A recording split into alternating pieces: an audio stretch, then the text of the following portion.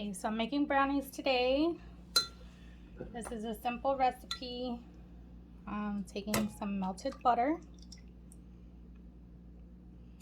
Try to get as much of that out of this 1/2 cup or 1 stick. The sugar, I put less than a 1/2 cup because it's raw sugar. So you see it, being absorbed by the melted butter. And the cocoa powder, so it's 1/2 cup of the cocoa powder.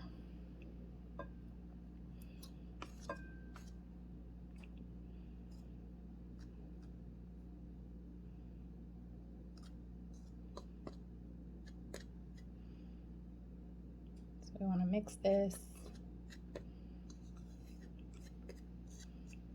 together really well.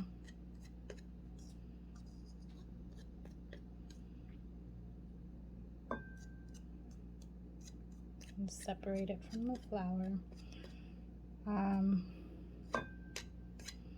So you want the sugar to be melted and the cocoa powder to be mixed well. We're left with the eggs and the flour. I'm not putting salt. Oh, and the vanilla. I'm not putting salt because the butter is not unsalted, but if you use unsalted butter, then you would add 1/4 teaspoon of salt.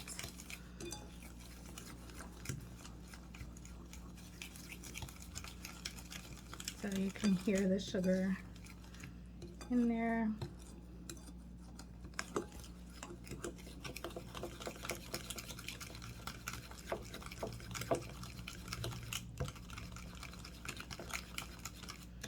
If you use granulated sugar, it'll probably be a lot smoother, a little bit better, but you might have a crunchy, see, you might have a crunchier brownie with this sugar, raw sugar. Okay, so that's mixed up, nice and mixed together.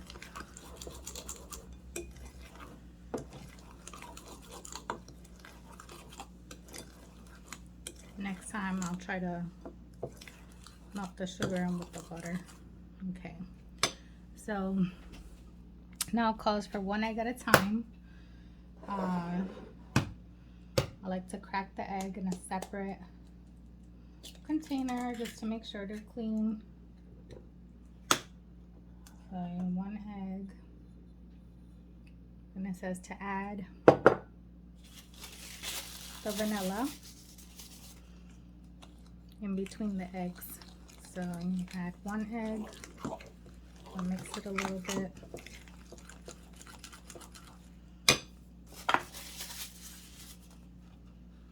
Add vanilla, it's supposed to be a teaspoon. You can add as much as you'd like, not too much, then it'll be a little bit like a liquor smell and taste. Try to mix that up in there.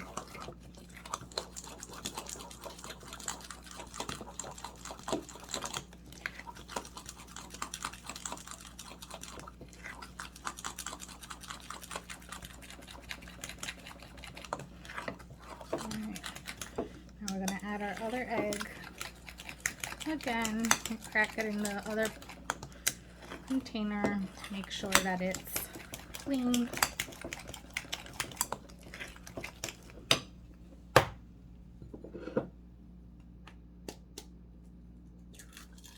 Oop. Get the shell out of there. If you get a shell inside of anything, always you want to try to use the shell to get the shell out. That's the best way to grab shell.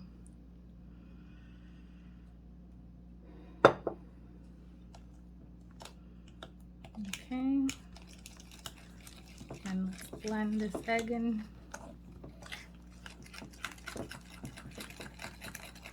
If you want to add other spices like cinnamon or clove, nutmeg, make it like a spiced brownie, you can do that based on my audience. Sometimes I'll do it for home where I am. People are pretty picky, so I'll just leave it like a plain original brownie.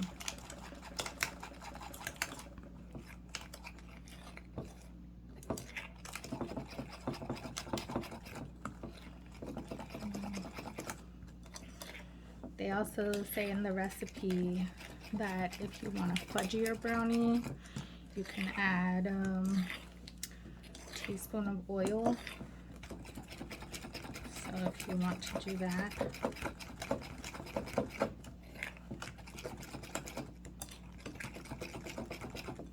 Alright. So now we're going to add in the flour and the rest of that chocolate that I mixed in there.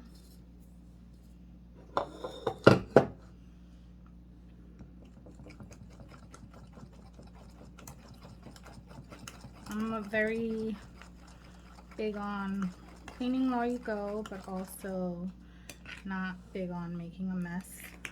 So my space, I like to just keep it clean, and it's less to clean when you finish. So sometimes it might take a little longer during the process because of, you know, just making sure things are getting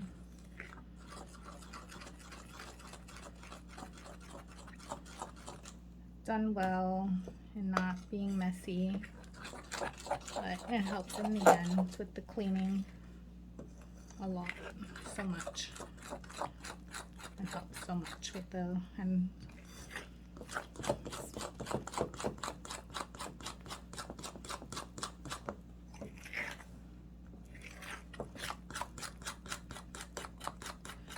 So it said you can line your pan with foil.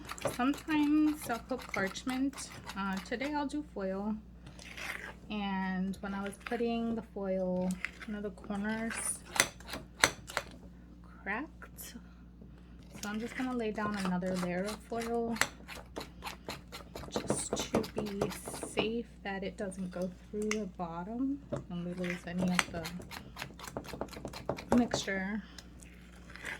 They also say do not over mix, so I'm gonna just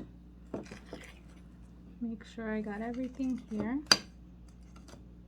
Okay, that looks good. These are the granules.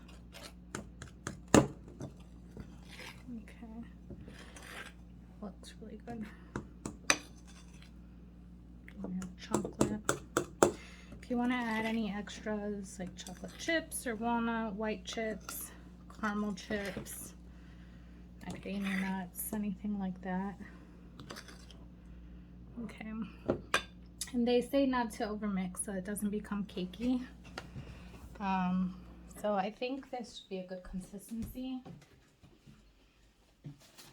An 8x8 pan, you can put it in a loaf, but my brownies are, you could probably make cupcakes if you prefer.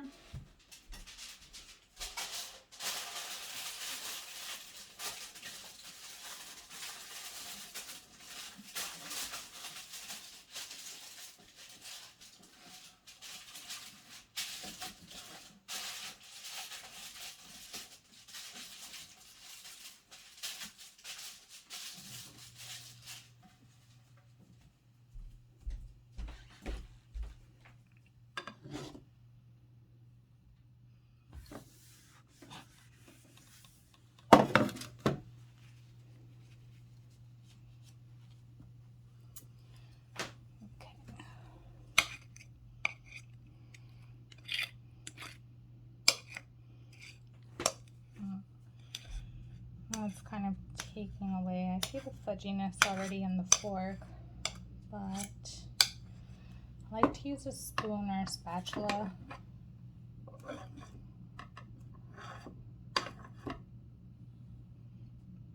To get everything out of the bowl.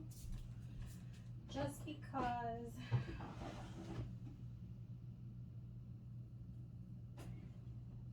really gets it off better.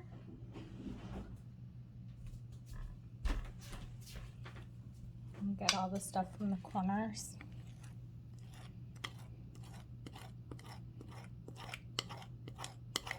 Then if you use the fork, sorry for the noise.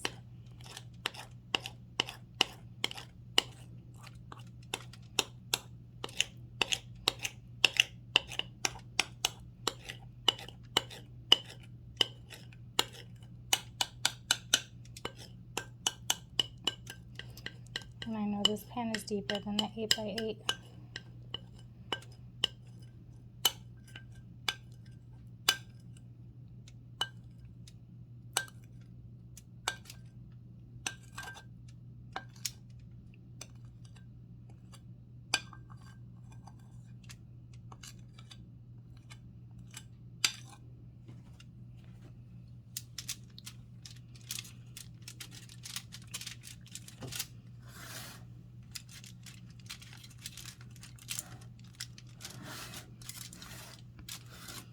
So I feel for this pan, next time we'll double the recipe.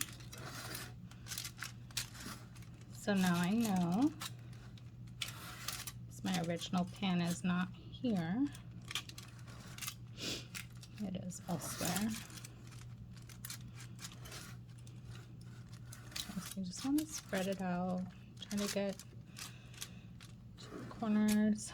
Of course it'll rise, but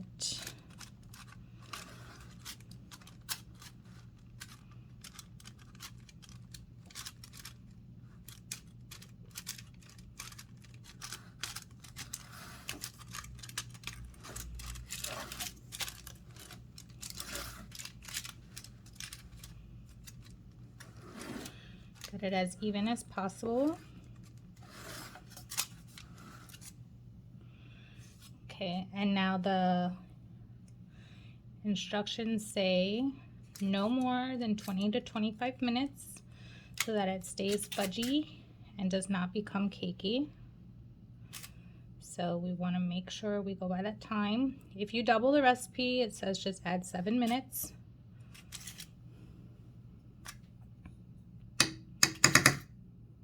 Okay. So now we're going to go into the oven, and I'll see you in 25. Okay, so we're out of the oven and it is done. Okay, so we're gonna wait and see. It says wait to cool before cutting. So yeah, I'm gonna wait a half an hour and then we'll get into it. Okay, so we're gonna pull out of here. Still a little warm, but it's okay. Just kind of remold.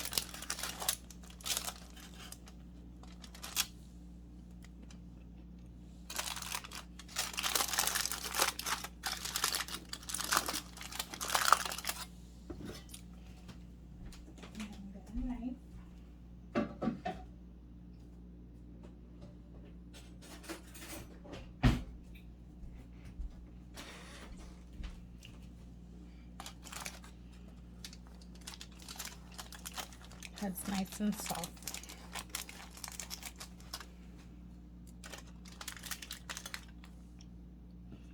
I know, that's not a straight line. So this wasn't in for the full 25, but as we can see, with this oven, it could have gone for less. Maybe I overworked the batter. It's more cakey than fudgy, and maybe it had to do with the type of sugar I used. So there are different factors. Our oven's really old, so if you have a newer oven, maybe 20 minutes is good, maybe 25 might be needed. If I use granulated sugar, maybe next time the result might be different, but it tastes really good.